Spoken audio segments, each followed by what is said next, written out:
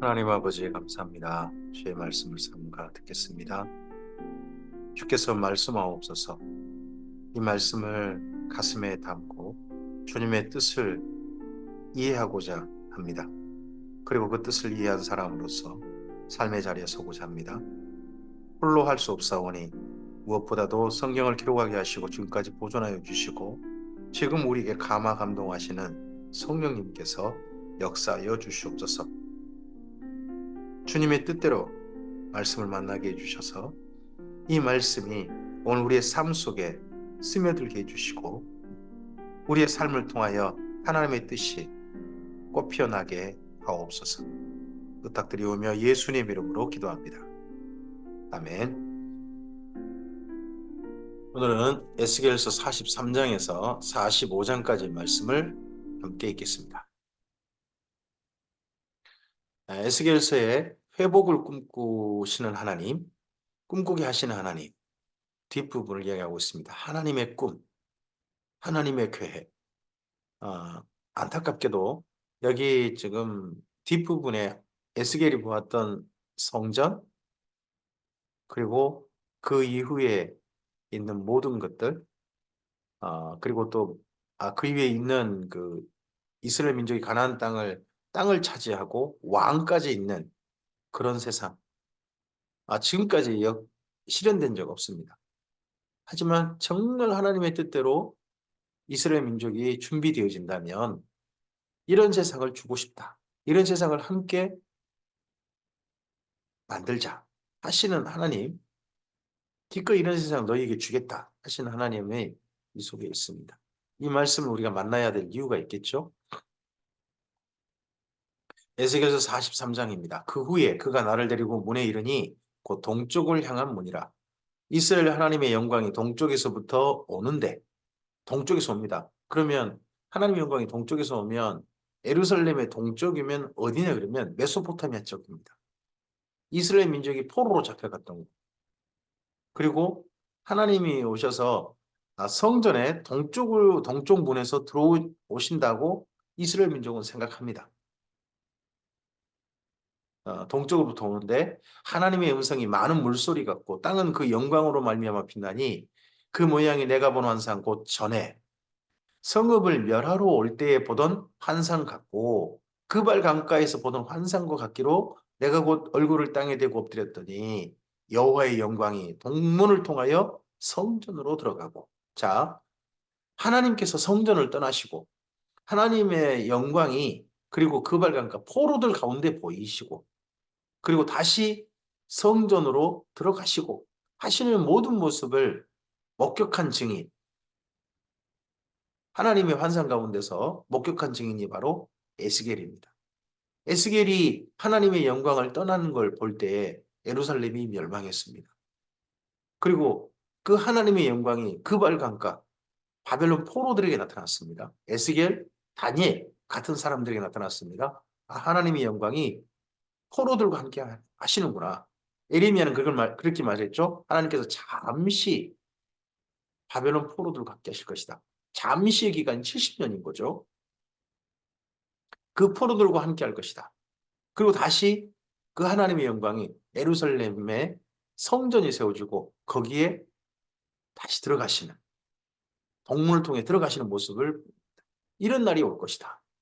이 날이 바벨론 포로기 아니고 스룹바벨 성전이 지어지는 그 날이겠죠. 영이 나를 들어 데리고 안뜰로에 들어가시기로 내가 보니 여호와의 영광이 성전에 가득하더라. 성전에서 내게 하는 말을 내가 듣고 있을 때에 어떤 사람이 내 곁에 서 있더라. 여기 사람이라고 하지만 실제로는 천사들이거나 또는 여기서 말할 때 이제 43장 6절에 말할 때 어떤 사람, 이는 성육신 하시기 전에 예수님 있을 수 있죠. 왜냐하면 그 다음에 그가 내게 이르시되, 천사가 말하면 그가 내게 이르되 이렇게 표현할 겁니다. 그런데 이분에 대해서는 그가 내게 이르시되 하고 표현하죠. 인자야, 이는 내 보좌의 초소, 내 발을 두는 초소, 내가 이스라엘 족속 가운데 영원히 있을 곳이라. 내가, 내 보좌, 내 영광을 두는 초소, 내가 있을 곳이다. 이스라엘 족속 곧 그들과 그들의 왕들이 음행하며 그 죽은 왕들의 시체로 다시는 내 거룩한 이름을 더럽히지 아니하리라. 그들이 그 문지방을 내 문지방 곁에 두며 그 문설주를 내 문설주 곁에 두어서 그들과 나 사이에 겨우 한 담이 막히게 하였고 또 그 행하는 가증한 일로 내 거룩한 이름을 더럽혔으므로 내가 노하여 멸망시켰거니와 이제는 그들이 그 음란과 그 왕들의 시체를 내게서 멀리 제거하여 버려야 할 것이라. 그리하면 내가 그들 가운데 영원히 살리라. 첫째는 과거가 완전히 제거해서 버려져야 됩니다. 완전히. 하나님 이름을 더럽혔던 모든 것들이 완전히 버려져야 됩니다. 멀리 제거하여 버려져야 됩니다. 그러면 하나님께서 함께 하실 것이다. 그리고 이어서 말씀하십니다. 인자야, 너는 이 성전을 이스라엘 족속에게 보여서, 지금 바벨론 포로들에게 보여주어서 그들이 자기들의 죄악을 부끄러워하고 그 형상을 측량하게 하라. 자기들의 죄악, 멸망받고 성전이 무너지게 했고 온전히 나라가 없어지게 만들었던 그러한 자기들의 죄악, 그거에 대해서 부끄러워하고 그 형상을 측량해 자신의 모습을 있는 그대로 보게 하는 겁니다. 사실 그러면 만일 그들이 자기들이 행한 모든 일을 그렇게 부끄러워하거든, 만일 조건이죠. 이렇게 한다면 너는 이 성전의 제도와 구조와 그 출입하는 곳과 그 모든 형상을 보이며 또 그 모든 규례와 그 모든 법도와 그 모든 율례를 알게 하고 그 목전에 그것을 써서 그들로 그 모든 법도와 그 모든 규례를 지켜 행하게 하라. 바벨론 포로들에게만 하나님께서 이러한 모습을 보여주시면서 에스겔을 통하여서 예루살렘 이런 성전이 세워지는 환상을 보여주시면서 하나님께서 원하시는 게 뭡니까?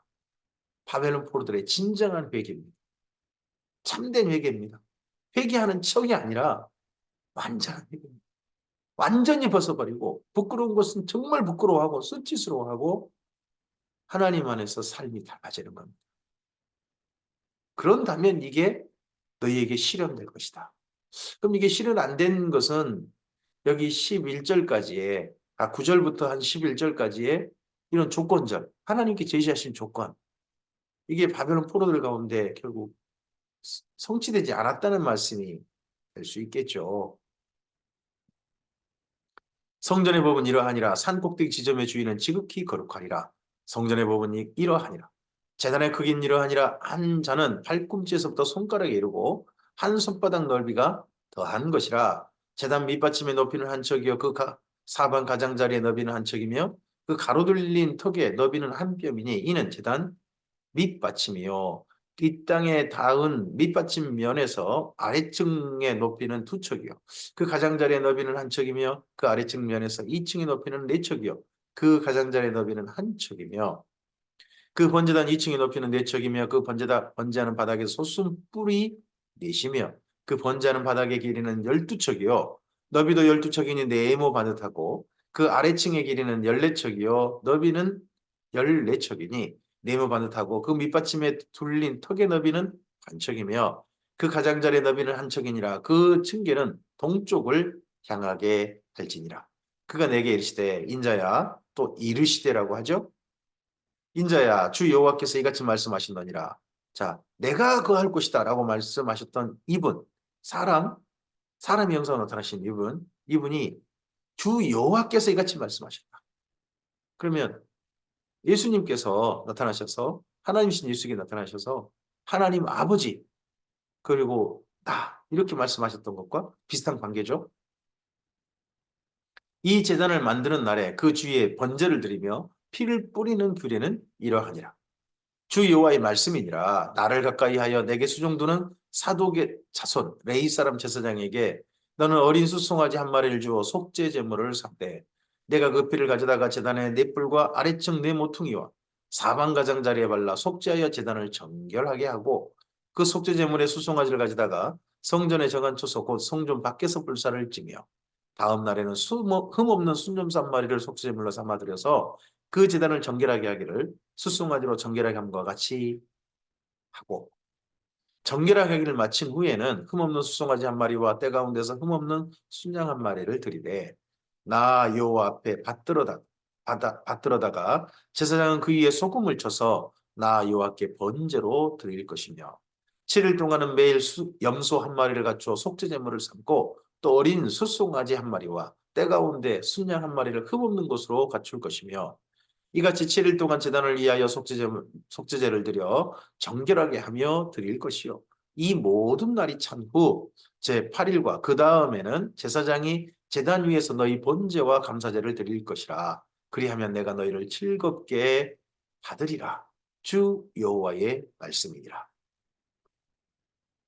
에스겔서 44장입니다. 그가 나를 데리고 성소의 동쪽을 향한 바깥문에 돌아오시니 그 문이 닫혔다. 이제 성전 밖으로 나온 거겠죠? 이제 동쪽 문 왔더니 문이 닫혔어요. 왜요? 하나님이 들어가셨잖아요. 그래서 하나님께 말씀하시는 거죠. 여호와께서 내게 이르시되 이 문은 닫고 다시 열지 못하니 자 그가 나를 데리고 하시죠. 그가 누굽니까? 성소 안에서 에스겔에게 사람으로 나타나신 그분이죠. 그분이 에스겔을 밖으로 데리고 나갔습니다. 그랬는데 뭐라고 하십니까? 여호와께서 내게 이르시되 이 문은 닫고 다시 열지 못할지니 아무도 그리 들여오지 못할 것은 이스라엘 하나님 나 여호와가 그리로 들어왔습니다. 그러므로 닫아 둘지니라. 왕은 왕인 까닭에 안길로 이 문 현관으로 들어와서 거기 앉아서 나 여호와 앞에서 음식을 먹고 그 길로 나갈 것이라. 자, 그리고 에스겔을 통하여서 하나님께서 예루살렘에 돌아오신다. 이스라엘 민족 당연히 이걸 포로기 하겠죠? 근데 그와 함께 뭐를 꿈꾸게 하느냐? 왕의 제도를 이야기하십니다. 다윗의 후손이 왕도 회복될 것이다. 왕이 이때 함께 하실 것이다. 함께 할 것이다. 내가 또 나를 데리고 북문을 통하여 성전 앞에 이르시기 그가 또 나를 데리고 북문을 통하여 성전 앞에 이르시기로 내가 보니 여호와의 영광이 여호와의 성전에 가득한지라 내가 얼굴을 땅에 대고 엎드리니 여호와께서 내게 이르시되 인자야 너는 진심으로 주목하여 내가 내게 말하는 바 여호와의 성전의 모든 규례와 모든 율례를 귀로 듣고 또 성전의 입구와 성소의 출구를 전심으로 주목하고 너는 반역하는 자 아직까지 이스라엘 민족을 뭐라고 부릅니까? 반역하는 자. 바빌론 포로들에게 회개한 자로 가지 않습니다. 반역하는 자. 곧 이스라엘 족속에게 이르기를 주 여호와께서 이같이 말씀하시기를 이스라엘 족속아 너희의 모든 가정한 일이 족하니라. 이제 그만해라. 제발. 가정한 일 더 하지 마라. 제발. 그만. 하나님께서 우리에게 예수님 안에 부르셔서 우리의 부끄러운 예수님과 하나님과 상관없이 우리 욕심을 따라서 우리 욕심을 사실은 우상처럼 섬기는 그런 삶으로서 했던 모든 일들에 대해서 그거 족하다. 이제 그만해라. 하시는 게 예수님 안에 우리 부르신 우리의 삶이시겠죠? 이스라엘 민족에게도 너희 모든 가져간 일이 족하다. 제발 그만해라. 너희가 마음과 몸에 할례 받지 아니한 이방인을 데려오고 내 떡과 기름과 피를 드릴 때 그들로 내 성소 안에 있게 하여 내 성전을 더럽힘으로 너희의 모든 가져간 일 외에 그들이 내 언약을 위반하게 하는 것이 되었으며 아마도 여기 말씀에 근거한다면 이스라엘 민족이 예루살렘에서 멸망하기 전에 성소에 이방인들도 마음껏 드나들었던 모양이죠. 일부 어떤 이방인들이 그 성소 안에 들어왔던 것 같습니다. 원래 이방인은 그 이방인의 뜰까지만 오게 돼 있잖아요. 여인의 뜰, 이방인 뜰까지만 들어가고 번제단의 뜰에는 못 들어갑니다. 근데 그 안에까지 들어갔던 게 됐나 봐요. 그래서 심지어 원래 이방인들이 못 들어오게 한 것도 언약이죠. 근데 이방인들마저도 언약을 위반하게 만들었다는 거죠. 이스라엘 민족이. 너희가 내 성물의 직분을 지키지 아니하고 내 성소에 사람을 두어 너희 직분을 대신 지키게 하였느니라. 그 사람을 뒀다라는 말이 8절에 보면 이게 사람이 아무리 봐도 뭐예요? 이방인인가요? 이스라엘 민족이 아닌 것 같죠? 그럼 과거에 그 멸망하기 전에 성전 제도가 완전히 엉망이 됐다는 거 아니에요? 엉망됐다. 근데 한 가지가 뭐예요? 예수님께서 AD 70년에 예루살렘 성전이 완전히 도리에 돌아남지 않고 무너질 걸 말씀하시거든요. 그때 정도에 성전의 제사장 제도가 엉망이 돼요. 아니 제사장은 대제사장은요 어떤 사람이 죽으면 그 다음 사람이 대제사장 하는데 대제사장이 무려 2명에서 4명이 막 되는 것 같거든요. 그렇게 돼버리는 엉망이 돼버리는 모습이 보여요. 그러면서 성전이 무너지잖아요. 이때도 참 그런 모습이 좀 비슷 보이지 않나 싶습니다. 주 여호와께서 이같이 말씀하시느니라. 이스라엘 족속 중에 있는 이방인 중에 마음과 몸에 할례를 받지 아니한 이방인은 내 성소에 들어오지 못하리라.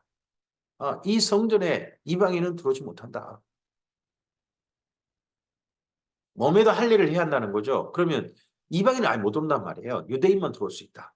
이방인이라 할지라도 할례를 행했다면 들어올 수 있다. 유대인이 됐으니까요. 이스라엘 족속이 그릇 행하여 나를 떠날 때에 레위 사람도 그릇 행하여 그 우상을 따라 나를 멀리 떠났으니 그 죄악을 담당하리라. 그러나 그들이 내 성소에서 수종들어 성전 문을 맡을 것이며 성전에서 수종들어 백성의 번제 희생물과 다른 희생물을 잡아 백성 앞에 서서 수종들게 되리라. 그들이 전에 백성을 위하여 그 우상 앞에서 수종들어 이스라엘 족속이 죄악에 걸려 넘어지게 하였으므로 내가 내 손을 들어 쳐서 그들이 그 죄악을 담당하게 하였느니라. 주 여호와의 말씀입니다. 이전에 부끄러운 일, 하나님께서 버려버리는 가증한 일 중에 또 뭐가 있습니까? 세상의 제사장들이, 레위 사람 제사장들이, 사도, 후순들 이런 사람들이 성전에서 성전에서요 우상 앞에서 수종 들었다는 거죠. 우상 앞에서. 그 문하세 때부터 성전에 온갖 우상을 만들어 놓더니 심지어 성전에서 여호와 하나님을만을 위해서 일해야 될 레위 사람 후손들 아론 가문이 우상 앞에서도 어떤 일 좀 하고 돈 좀 급료를 받았을까요? 그런 일이 있었다는 거죠. 이런 죄악 다신 해서는 안 된다는 거죠. 이건 가증한 일이다, 족하다. 제발 그만해라 이제. 그들에게 가까이 나와 제사장의 직분을 행하지 못하며 또 내 성물 곧 제 성물에 가까이 오지 못하리니 그들이 자기의 수치와 그 행한 바 가증한 일을 담당하리라.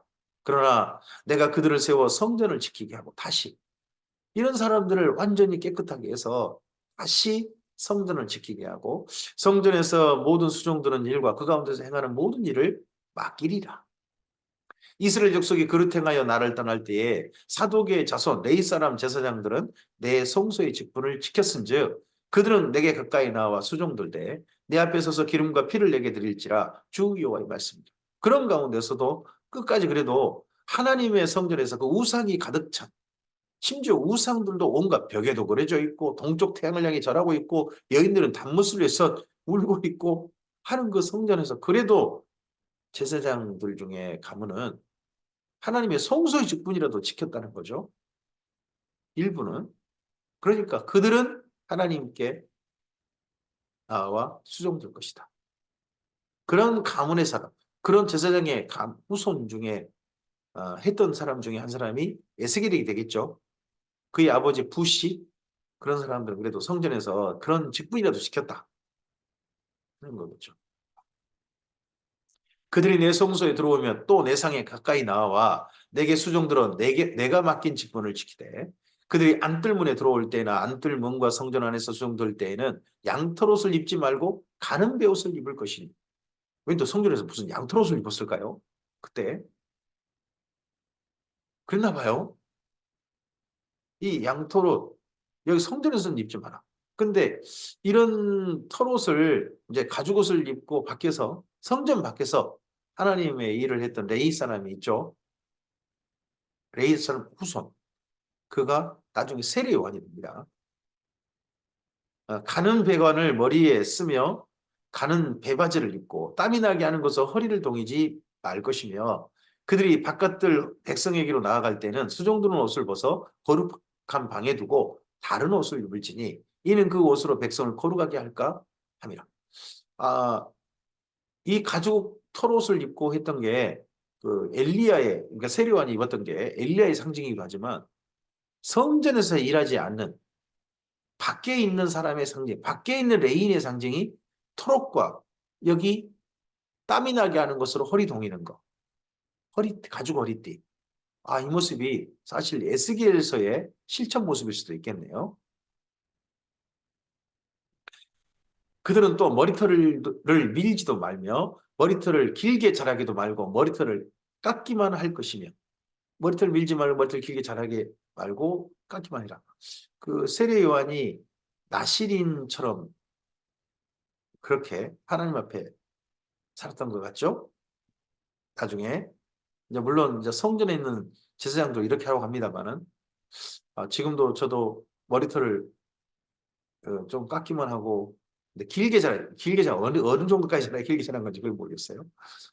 아무 제사장이든지 안뜰에 들어갈 때에는 포도주를 마시지 말 것이며 과부나 이혼한 여인에게 장가들지 말고 오직 이스라엘의 족속의 처녀나 혹시 제사장의 과부에게 장가들 것이며 내 백성에게 거룩한 것과 속된 것을 구별을 가르치며 부정한 것과 정한 것을 분별하게 합니다. 자, 가르치고 분별하게 한다. 이러한 직분의 임무는 또한 성전에서 제사의 직분, 제사를 돕는 직분, 이걸 감당하게 하는 것은 맨 먼저 레이기에 말씀하신 제사장의 임무죠. 그대로 다시 하게 하고요. 송사하는 일을 재판하되 내 규례대로 재판할 것이며 그리고 지금은 재판관이 있습니다만은 그 당시에 재판의 일도 여기 제사장이 하게 한 거죠. 내 모든 정한 절기에는 내 법도와 율례를 지킬 것이며 또 내 안식일을 거룩하게 하며 시체를 가까이에 스스로 더럽히지 못할 것이로되 부모나 자녀나 형제나 시집까지 하냐 자매를 위하여는 더럽힐 수 있으며 이런 자는 스스로 정결하게 한 후에 7일을 더 지낼 것이요. 성소에서 수종 들기 위해 안뜰과 성소에 들어갈 때에는 속죄제를 드릴지니라 주 여호와의 말씀이니라. 그들에게는 기업이 있으리니 내가 곧 그 기업이라. 너희는 이스라엘 가운데 그들에게 산업을 주지 말라. 내가 그 산업이 됨이라. 이 말씀 하나님의 기업이시다. 제사장에게는 하나님의 기업이시다 하는 이 말씀을 우리나라 목회자들이 그동안 상당히 좀 많이 지켜왔죠. 이제 그런데 이제는 조금 좀 생각을 달리해서 목회자도 일할 수 있다 하는 생각으로 지금은 많이 널리 그렇게 이해하고 있습니다. 그들은 소제와 속죄제와 속건제의 제물을 먹을지니 이스라엘 중에서 구별하여 드린 물건을 다 그들에게 돌리며 또 각종 처음 익은 열매와 너희 모든 예물 중에 각종 거제 제물을 다 제사장에게 돌리고 너희가 또 첫 밀가루를 제사장에 주어 그들에게 내 집에 복을 내리도록 하게 하라. 축복하게 하라는 거죠. 새나 가축이 저절로 죽은 것이나 찢겨 죽은 것은 다 제사장이 먹지 말 것이니라. 자, 이런 제도를 지금 현재 성도들의 목회자를 섬기는데 적용하기는 어렵습니다. 이건 이루어지지 않는 일입니다. 이루어지지 않는 일이고 또 이스라엘 민족이 이렇게 이루려고 사실 그렇게 많이 노력도 하지 않았어요. 그리고 예수님 이유는 모든 성도가 다 제사장 아닙니까? 목회자만 제사장이 아니고 모든 사람이 다 모든 성도가 다 제사장인데 여기 있는 것들 다 제사장에게 다 주어가지고 한다. 그러면 헌금 모든 것들은 다 목사님 거야죠. 목회자 거야죠. 심지어 그렇게 말하는 어떤 목사님이 있더라고요. 말이 안 됩니다. 에스겔서 45장입니다. 너희는 제비 뽑아 땅을 나누어 기업으로 삼을 때에 한 구역을 거룩한 땅으로 삼아 여호와께 예물로 드릴지니 그 길이는 2만 5천 척이요 너비는 만 척이라. 그 구역 안 전부가 거룩하리라. 그 중에서 성소에 속할 땅은 길이가 500척이요 너비가 500척이니 네모가 반듯하며 그 위에 사방 쉰척으로 전원이 되게 하되 그 측량한 가운데 길이는 2만 5천 척을 너비는 만 척을 측량하고 그 안에 성소를 둘지니 지극히 거룩한 곳이요. 그곳은 성소에 수종드는 제사장들 곧 하나님께 가까이 나아가서 수종드는 자들에게 주는 거룩한 땅이니 그들이 집을 지을 땅이며 성소를 위한 거룩한 곳이라.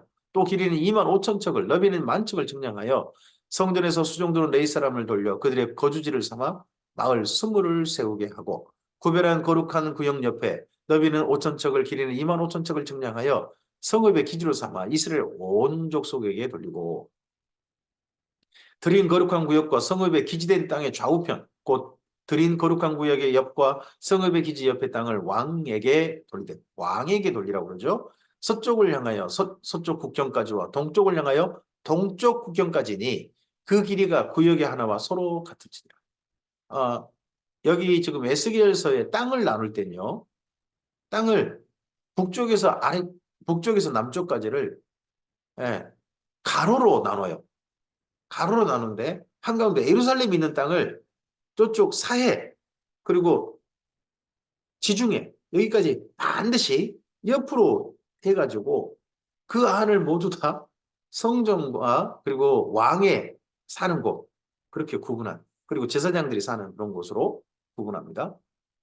이게 이루어진 적 없습니다. 이스라엘 민족에게. 이 땅을 왕에게 돌려 이스라엘 가운데 기업으로 삼게 하면 나의 왕들이 다시는 백성을 압제하지 아니하리라. 그 나머지 땅은 이스라엘 족속에 그 지파제로 줄지니라. 왕이 자기 땅 넓히려고 자꾸 하는 일을 더 이상 하지 못하게. 지금 우리나라도 좀 권력만 잡으면 어떻게 보면 조금 좀 높은 데만 올라가면 자기 거 마음껏 더 가지려고 하는 더 이번 기회에 더 가지려고 하는 그런 사람들 때문에 조금 좀 나라가 시끄럽고 하는 경우 많잖아요. 주 여호와께서 이같이 말씀하셨느니라. 이스라엘 통치자들아 너희에게 만족하니라. 너희는 포악과 겁탈을 제거해버리고 만족한다는 말이 뭘 만족하냐. 가증한 일 그만해라. 말이죠. 포악과 겁탈 이제 만족한다. 족하다. 그만 좀 제발 좀 해라. 이제 그러면 어떤 걸로 좀 하나님이 만족하고 싶어 하십니까? 정의와 공의를 향하여 내 백성에게 속여 빼앗은 것을 제발 그치는 거. 이걸로만 만족하고 싶으신 거죠. 포악과 겁탈. 이전에 바벨론 포로 되기 전에 그 전에 그랬다는 거죠. 지금 우리나라의 어떻게 보면 지도자들 곧 이제 4월 달에 총선이 있고 이제 그렇게 해서 국회의원들을 뽑을 거 아닙니까? 그런 사람들을 뽑아놓고 하면 그들이 그 지위를 이용해가지고 알게 모르게 자기 것을 더 많이 챙기는 그런 사람들입니까? 아니면 정의와 공의를 행하는 사람들입니까? 주 여호와의 말씀이니라. 하나님께서는 그런 지위에 있는 사람들이 그런 악한 일을 하지 않게 원하십니다. 우리나라의 국회의원이나 고위직에 있는 사람들 중에 굉장히 많은 사람이 제법 많은 사람이 어, 기독인이라고 합니다. 제발 그 기독교인들이라도 속여 빼앗는 이런 짓거리는 안 했으면 좋겠습니다. 너희는 공정한 저울과 공정한 예바와 공정한 밭을 쓸지니 예바와 밭은 그 용량을 동일하게 하되 호멜의 용량을 따라 밭은 10분의 1 호멜을 담게 하고 예바도 10분의 1 호멜을 담게 할 것이며 세겔은 20계라니 20세겔과 25세겔과 15세겔로 너희의 만회가 되게 하라. 너희가 마땅히 드릴 예물은 이러하니 밀 한 호멜에는 6분의 1 예바를 드리고 보리 한 호멜에도 6분의 1 예바를 드리며 기름은 정한 규례대로 한 고루에서 10분의 1 밭을 드릴지니 기름의 밭으로 말하면 한 고루는 10밭 곧 한 호멜이며 10밭은 한 호멜이라. 이스라엘의 윤택한 초장에 가축대 200마리에서는 어린 양 한 마리를 드릴 것이라. 백성을 속죄하기 위하여 이것들을 소제와 번제와 감사 제물로 삼을지니라. 주 여호와의 말씀이니라. 이 땅 모든 백성은 이 예물을 이스라엘의 군주에게 드리고 군주의 본분은 번제와 소제와 전제를 명절과 조화로와 안식일과 이스라엘 족속의 모든 정한 명절에 갖추는 것이니 이스라엘 족속을 속죄하기 위하여 이 속죄제와 소제와 번제와 감사 제물을 갖출지니라. 여호와께서 이같이 말씀하셨느니라. 첫째 달 초하루 날에 흠없는 수송아지 한 마리를 가져다가 성소를 정결하게 하되 제사장이 그 속죄제 희생제물의 피를 가져다가 성전 문설주와 제단 아래층 네 모퉁이와 안뜰 문설주에 바를 것이요. 그달 7일에도 모든 과실범과 모르고 범죄한 자를 위하여 역시 그렇게 하여 성전을 속죄할지니라. 과실범, 모르고 범죄한 자, 고의범죄자가 아니죠. 이들을 그렇게 속죄하라는 겁니다. 그러면 고의범죄한 자는요. 여기 에스겔서에는요. 고의로 범죄한 자에게는 속죄가 없습니다. 첫째 달 19날에는 6월절을 7일 동안 명절을 지키며 누룩 없는 떡을 먹을 것이라. 그날에 왕은 자기와 이 땅 모든 백성을 위하여 송아지 한 마리를 갖추어 속죄제를 드릴 것이요 또 명절 7일 동안에는 그가 나 여호와를 위하여 번제를 준비하되 곧 1일 동안 매일 흠없는 수송아지 7마리와 순양 7마리이며 또 매일 순념수 한 마리를 갖추어 속죄제를 드릴 것이며 또 소재를 갖추되 수송아지 한 마리는 밀가루 한 에바요 순양 한 마리에도 한 에바며 밀가루 한 에바는 기름 한 hin씩이며 일곱째 달 15째 날에 7일 동안 명절을 지켜 속죄제와 번제며 그 밀가루와 기름을 드릴지니라. 뭐 절기도 지키고 하는 것에 왕이 책임지는 거죠. 왕이 백성들을 전체를 대표해서 이런 절기를 준비하도록. 자, 이러한 제도를 바벨론 포로들에게 꿈으로 보여주십니다. 왕도 다시 세워질 겁니다. 성전도 세워질 겁니다. 그리고 나라 땅도 다시 분배될 것입니다. 이런 것들을 보여주십니다. 너희가 뭐 하면 이런 부끄러운 것들을 다시는 하지 않고 이젠 족하다 제발 좀 그만해라 하신 하나님의 말씀에 정말 순종하고 새로운 삶으로 하나님을 새롭게 살고자 하면 하나님께서 이 모든 것들이 하나님의 조건이 충족된다면 이것들을 실제되게 하실 것입니다. 그런데 지금까지 실현되진 않았습니다. 하나님께서도 꿈꾸셨는데 그 꿈이 아직까지 실현되지 않으신 거죠. 오늘 이 말씀을 통해서 우리에게 주시는 하나님의 은혜가 있습니다. 하나님께서는 이렇게 말씀하십니다. 모든 사람이 진리를 알고 구원받는 데 이르기를 원하신다는 것. 모든 사람. 하나님이 세상을 이처럼 사랑하셨지 이 세상에 불리는 모든 사람 중에 일부만 사랑하시다 하지 않습니다. 세상을 사랑하셨습니다. 그런데요. 믿음은 모든 사람의 것이 아닙니다. 이스라엘 민족도 결국은 하나님의 그 꿈이 다 온전히 실현되지 못합니다. 하지만 그 중에 일부 남은 자, 그들은 하나님께 진정하게 회개하고 돌아온 자들이었습니다. 근데 그렇게 회개한 자들의 후손들이 또 그 믿음을 이어가지 못한다는 슬픔도 있긴 합니다. 오늘 이 말씀을 통하여서 우리 이러한 뜻을 통해서 우리에게 보여주신 게 있습니다. 우리의 삶이 하나님 안에 온전히 지금 택함 받은 자로서 예수님 안에 새로운 삶으로 이미 여기까지 이르지 않았습니까? 그렇다면 이 삶을 살 수 있음에 감사합시다. 그리고 우리가 과거를 가져간 일들을 하나님 안에 부끄러웠던 일들을 버려버리고 오늘 하나님 안에서 하나님 말씀을 따라 즐거이 살고자 하는 내 자신을 발견한다면 감사하고 감격합시다. 기적 중에 기적 아니겠습니까? 이스라엘 민족에게도 이루어지지 않았던 일들이 우리에게 이루어진 것 아니겠습니까? 그러한 삶으로 산다면 하나님께서는 바로 우리 자신을 하나님의 초소로 삼으실 것입니다. 우리 자신이 하나님의 나라가 될 것입니다. 이스라엘에도 이루어지지 않았던 하나님의 나라. 예수님께서 오셔서 왕으로 우리 안에 오셔서 사시고 다스리시는 그런 나라가 바로 우리가 되지 않겠습니까? 그런 하나님의 나라로 하나님의 초소로 이 하루를 삽시다. 주의 선하신 은혜가 그렇게 사는 우리들에게 가득히 우리를 통하여 우리 사랑하는 사람들의 하나님의 복이 퍼져가는 그 아름다운 일들이 실현되어지는 그 일들이 바로 오늘 우리의 삶이기를 바랍니다. 감사합니다.